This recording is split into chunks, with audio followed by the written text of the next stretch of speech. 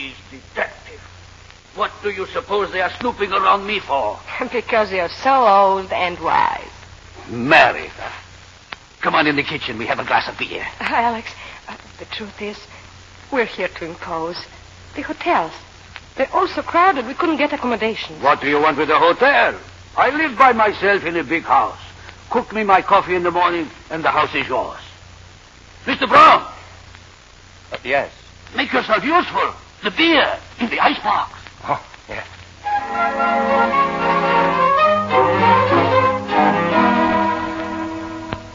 Take your choice of the bedrooms, Constance. Good night. Good night, John.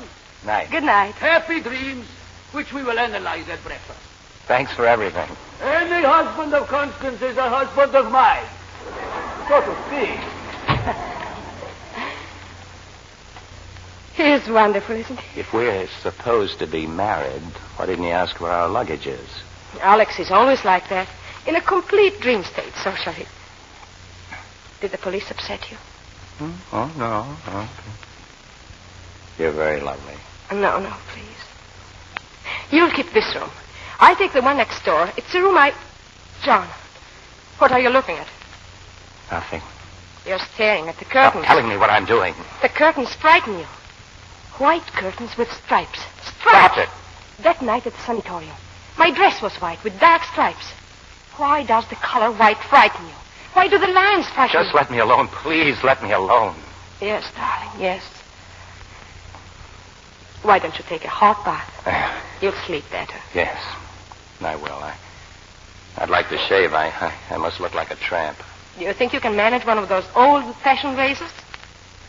Our host is an old-fashioned man. If I cut myself, I'll yell for my doctor. Good night, darling. Good night.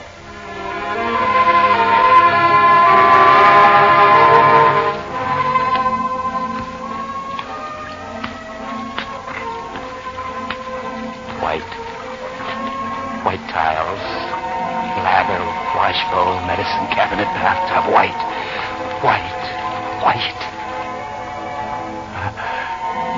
The razor.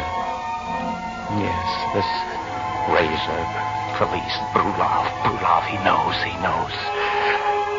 The razor.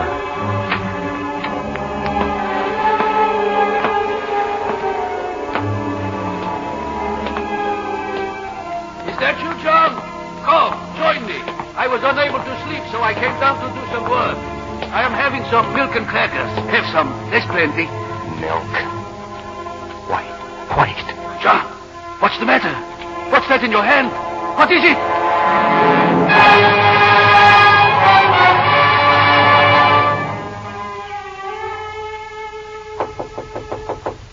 Darling?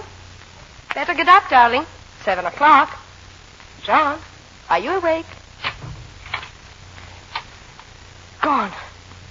He's gone. John, where are you? Alex, are you down here? Where's the razor? Erased. Alex! Oh, no! Well, what is it? Oh, good morning. Oh, you were asleep. What is the matter with you? Nothing. I must have dozed off in this chair. I get a cup of real coffee this morning. Alex, my husband. Your husband's on the couch in the living room. You think Brulov is so old he cannot make out 2 and 2 is 4?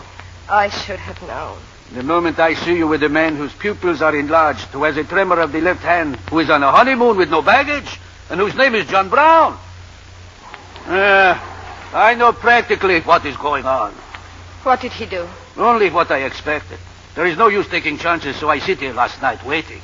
Soon he comes downstairs, and he is dangerous. I can see by his face, so I keep talking to him while I put some bromide in a glass of milk. Enough to knock out 3 horses. The struggle against his condition. It agitates him at times, Alex.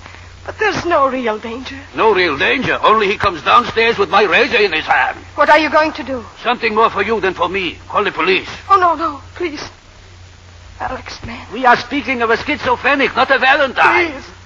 The shock of a police investigation might ruin his chance for recovery. And I can save him. How if he killed Dr. Edwards? He didn't.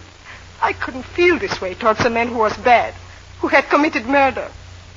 I couldn't feel this pain for someone who was evil. This is baby talk. You are 20 times crazier than he is. Give me time. Just a few days, Alex. In his present condition, he could tell the police nothing. Don't you see? Go make me some coffee. Then you'll help me? Oh, Alex. Oh, thank you. Thank you.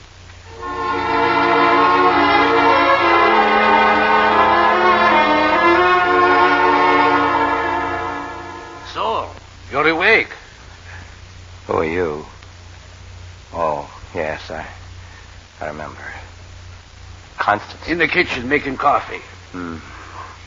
Bromide. Who's been feeding me bromide? What's your name? I don't... Oh. Constance told you about me. Nobody had to tell me. And don't fight me. I'm going to help you if I can. I want you to look on me like your father. Trust me. Lean on me. This is a shortcut, but we haven't time for anything else. Go ahead, I'm leaning. Maybe you got something you want to tell me. A few words in the corner of your head. No.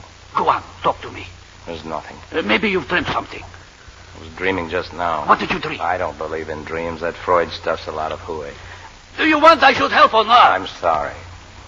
Dreams can tell you sometimes what you are trying to hide. But they tell it to you all mixed up. The problem is to put the puzzle together. Ah, Constance with the coffee. John, how do you feel? Awful. The patient is going to tell us about a dream. You'll find a pencil and pad on that table. Take notes. Well? Oh, the dream. I seemed to be in a gambling house. There weren't any walls, just a lot of curtains with eyes painted on them. I was playing cards with a man who had a beard. He had just won when the proprietor came in and accused him of cheating. The proprietor yelled at him. "This is my place," he said. "I won't allow you here. I'll fix you." Details, John.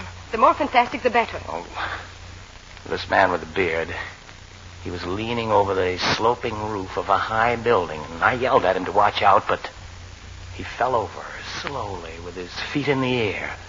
Then I saw the proprietor again. He was hiding behind a chimney, and he had a small wheel in his hand. I saw him drop the wheel on the roof. How did you react to that? I started running. I heard something beating over my head, a great pair of wings, and they almost caught me when I came to the bottom of the hill. I must have escaped. I don't remember.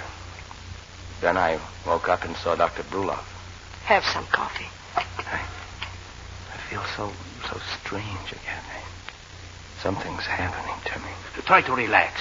Drink your coffee. He's staring out the window. What's out the window?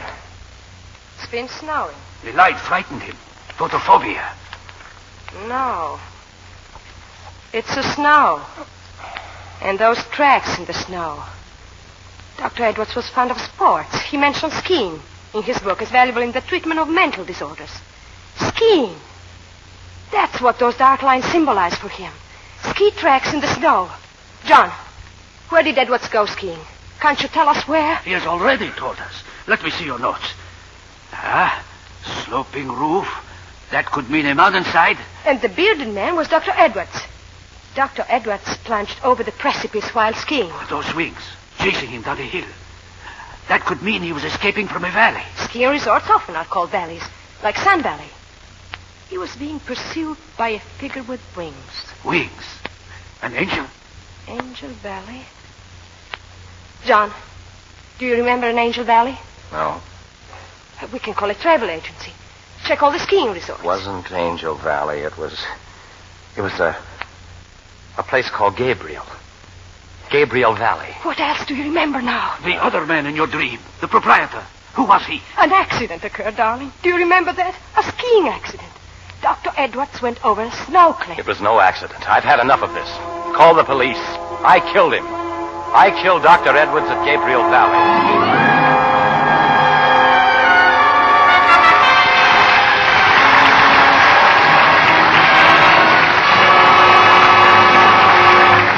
We pause now for station identification.